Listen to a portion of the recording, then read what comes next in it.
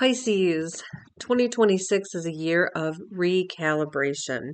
Your relationships to work, money, rest, and emotional energy, it's all undergoing a profound reset. And this is not about doing more, it's about doing what matters. So, several long term planetary cycles begin this year, setting the foundation for the next decade of your life. So, let's walk through what exactly 2026 has in store for you, my Pisces friends. Now, when it comes to work, health, and daily life, Jupiter begins a long term cycle through Leo, activating your sixth house of work, routines, and well being. This is one of the most productive cycles I think that you're going to be experiencing because when it comes to eclipses, and that's exactly where these eclipses are hitting, they haven't been in your sixth and 12th house for 10 years. So eclipses bring new beginnings and new energy, but they have to remove the old. So now, even though it's a productive thing, it comes with important lessons around what needs to be aligned in both of those areas. So, opportunities to take on extra work, responsibility, or training, they might be presenting themselves. So, for some Pisces, this is about gaining experience or building skills that support your long term goals. But we've got that South Node entering Leo on July 27th, and that's helping you to discern which opportunities are actually really valuable to you and which ones are just really there to keep you busy, right? The sixth house also governs your health and your lifestyle, your daily routines. So, Jupiter being there where it hasn't been for 12 years might be amplifying everything a bit. Jupiter has a way of doing that. So pay attention to your daily habits, your diet, energy levels. It's becoming really essential, right? This is going to be a very important thing for you to look at your daily habits and how they impact your daily life. So, looking at what Jupiter tells us, less can really be more this year. So, don't overdo it. Don't overdo the eating, the drinking, whatever it is. Notice how those cycles impact your health, how they impact your daily life, and make adjustments accordingly. Now, a new moon eclipse on August 13th, it's going to bring clarity around what you can say yes to and what you need to say no to. So, when in doubt, Leo reminds you to follow your heart, right? That's Leo rules the heart in astrology. So that's what we have to do with that, right?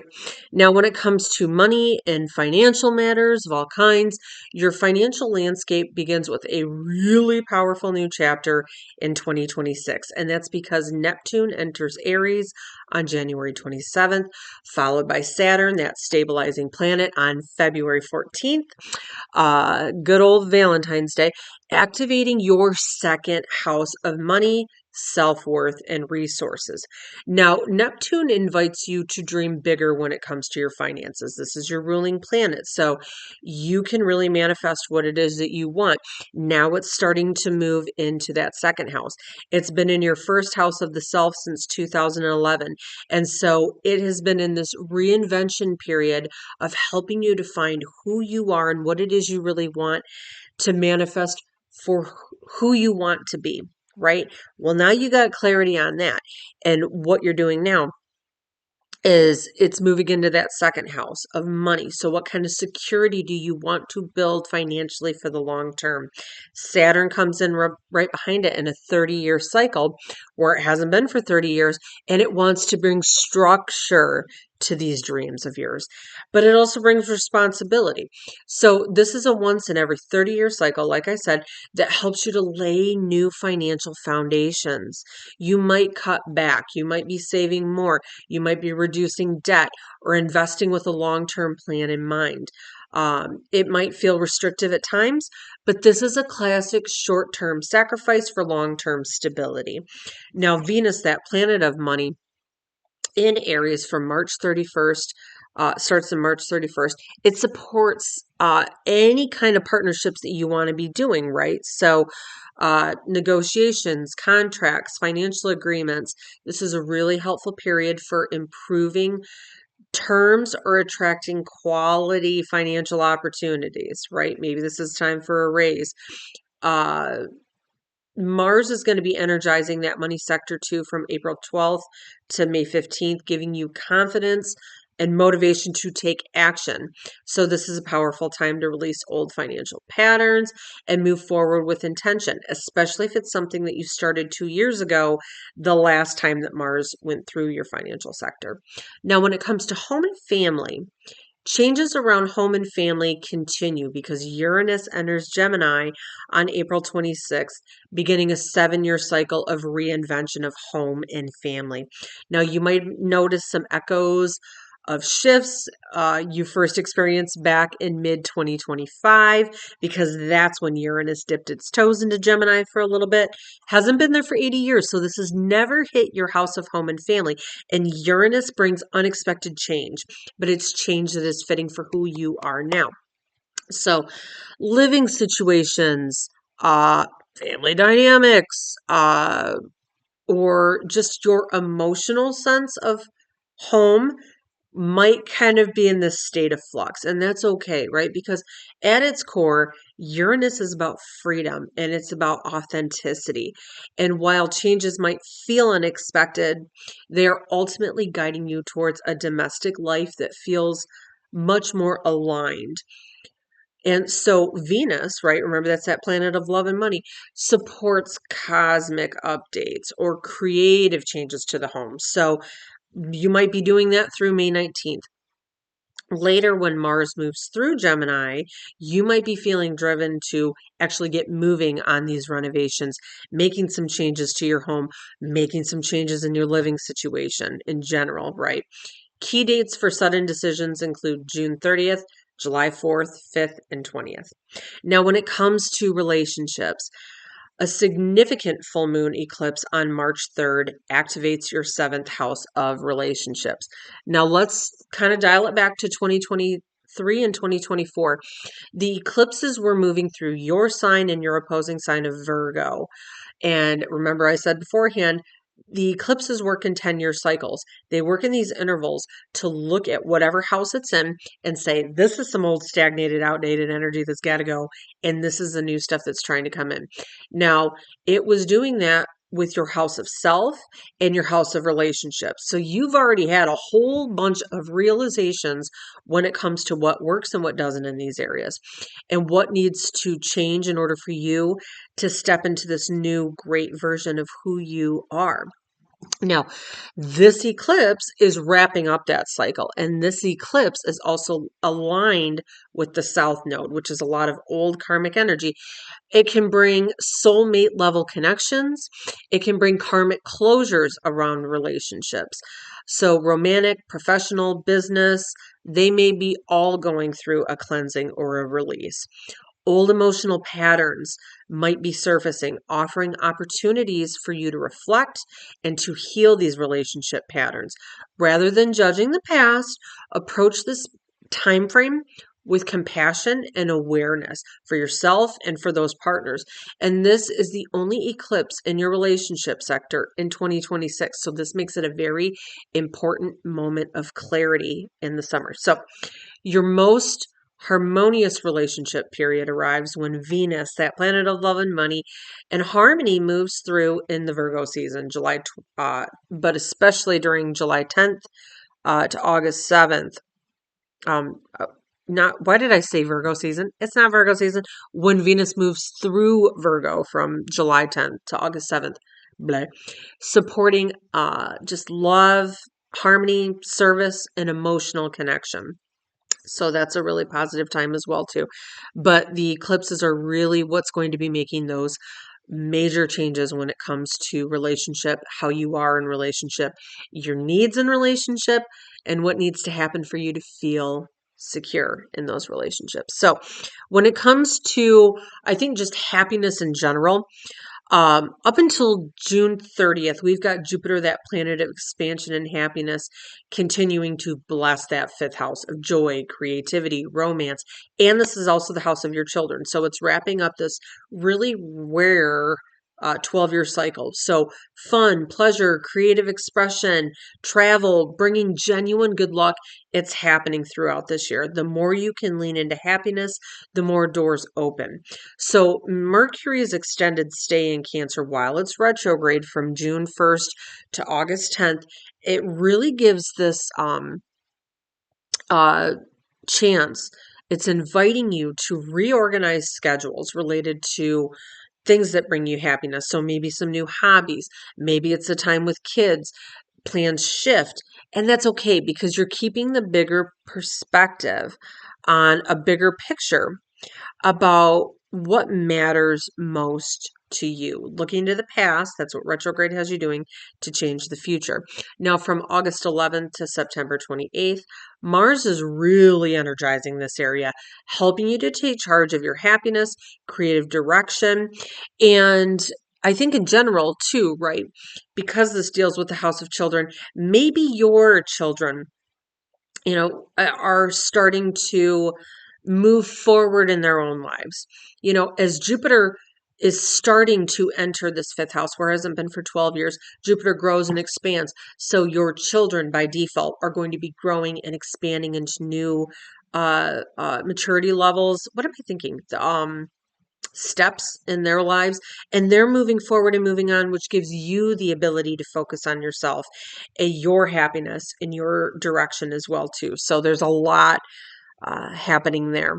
Now, when it comes to travel and learning and just expansion in general, from September 30th to December 6th, your ninth house of travel and exploration are really going to be highlighted. So this is an ideal time for long distance travel. Maybe you want to take some new courses, thinking about going back to class, or just spiritual growth in general. You may be feeling this call to really expand yourself, to broaden your horizons, to broaden your worldview, or maybe just start to seek answers to life's bigger questions. That ninth house also deals with philosophy. So your belief system may be undergoing some changes.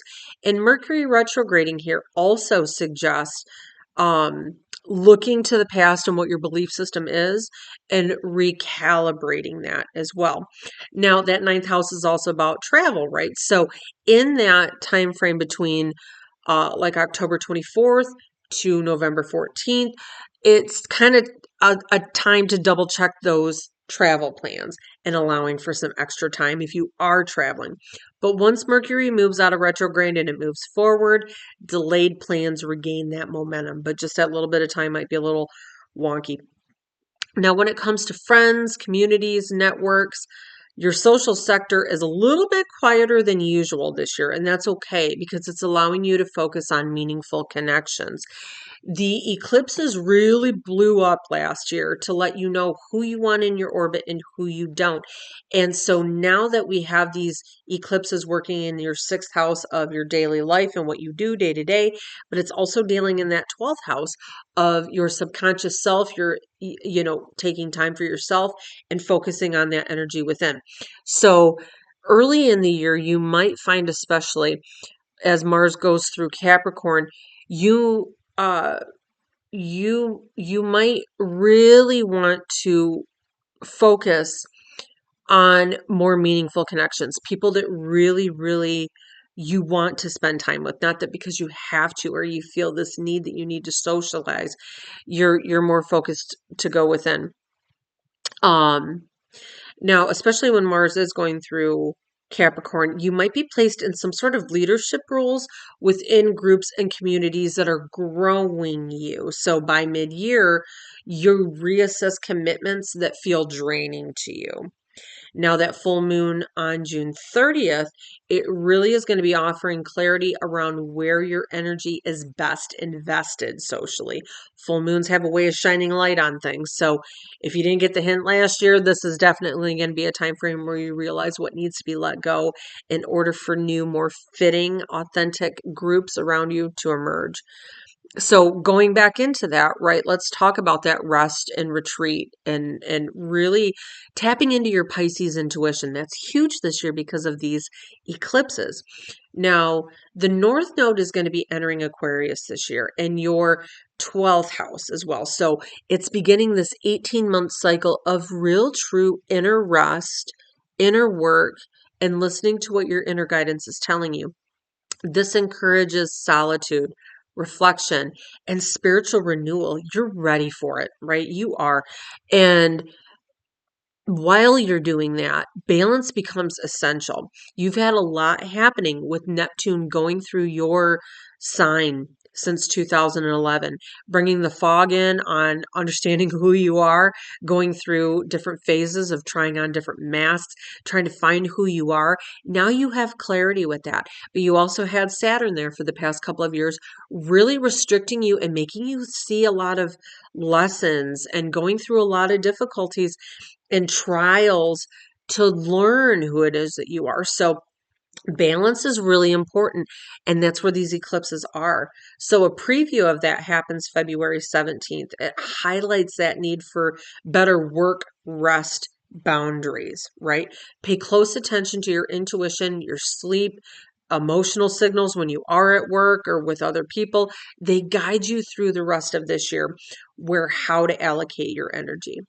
Now, those are kind of all the major sectors, but let's look at birthdays and key planetary like influences that are going to be happening. So if your birthday, you know, it doesn't show up in here, it doesn't mean that these things aren't going to happen for you. It's just there's certain planetary alignments that happen for these specific birthdays. So here we go. Here we go. So if your birthday falls between February 19th and February 24th, Uranus is bringing change and innovation, especially. Embrace those new experiences. So that's okay, right? It may come through unexpectedly. Trust your intuition. If your birthday falls between March 6th and the 21st, Jupiter supports growth in your opportunities. Jupiter's that planet of expansion, so you might be feeling pushed to do new things. Trust what your intuition is telling you. Now, if your birthday is March 19th, just like straight up, March 19th, people, Neptune is hovering over you, right? This is the one where feeling like you've been in the fog, not knowing who you are, getting clarity with it. This is where it's really hitting you hard to release, right?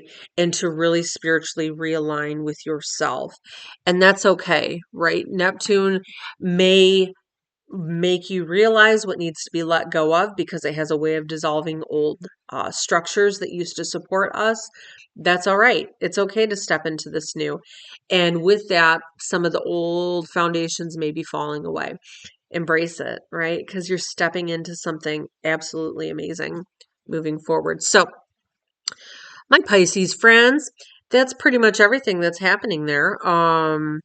2026 is all about alignment for you, right? Maturity and emotional stability, and you're stepping into it.